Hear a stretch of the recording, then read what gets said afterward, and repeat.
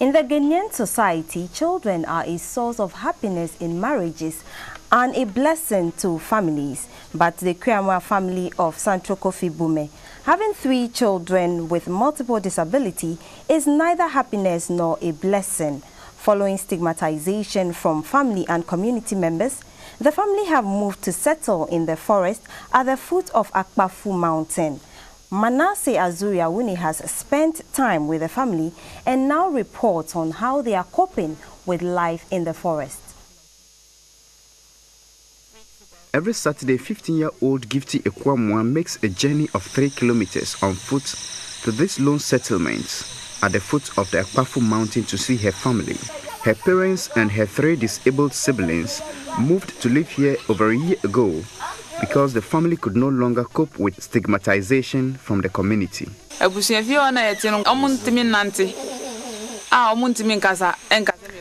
the children cannot talk and walk, we became the subject of abuse and gossip.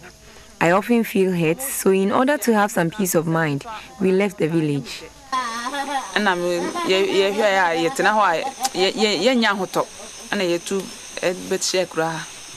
The Akuamoahs have been married for 22 years and they have 5 children. Their first child, James, suffered from convulsion and was treated in the hospital. But somehow, this led to a learning disability. James dropped out of school in primary 4 and is currently a mason's apprentice at Santrokofi. Like Gifty, he occasionally visits the family. Gifty, who was born 4 years after, seems to be the only unblemished gift to the couple. When 12-year-old Francisca was born, she also suffered from a convulsion when she was 1 year old. She never walked until she was 4 years. But according to her mother, Francisca's walking days only lasted 8 months. The 12-year-old girl has since been crawling and can only say 4 words. She can make a request and she can also say mama and papa. Bright was born in 2002, while the 5th and last born of the family, Wisdom, was born 2 years later. Both Bright and Wisdom are crippled and cannot talk. Medical history of the children indicates they are suffering from spasticity of the limbs, a medical condition which results in involuntary muscle contraction. This is the Akuamoahs family house at Santrokofi Bume in the Hohoe municipality of the Volta Region. They moved from here to settle in this abandoned teacher's bungalow on the outskirts of the community because of stigmatization. The Akuamoahs had to finally move farther away from human habitation because the stigmatization would not stop. However, living in the forest has its own challenges. Their only source of water is from this small stream, which is obviously unclean. The area is also infested with biting insects, which make life very miserable for the family.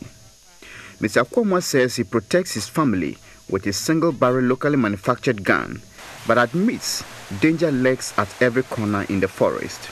Sometimes a snake can come. Scorpions comes sometimes ago. Even it was last 2 weeks that I killed a snake in this room. The condition of her siblings is obviously a source of worry to Gifty. Sometimes, if we are doing something and I take them to the place, some of my friends do not like to touch them or they don't want them to near them. So I feel so sad. But her siblings look unperturbed.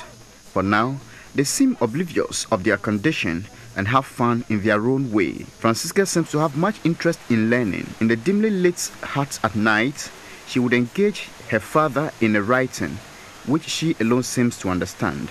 Despite the lack of education and speech ability, Francisca does not want to be left out in the mobile phone technology.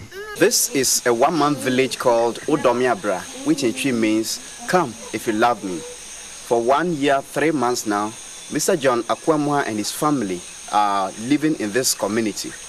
The question now is, these children have been rejected from their family home just because of their disability. What happens when their parents pass away? Are they going to live here forever? Manasseh Azure Awuni, GTV News, Domiabra.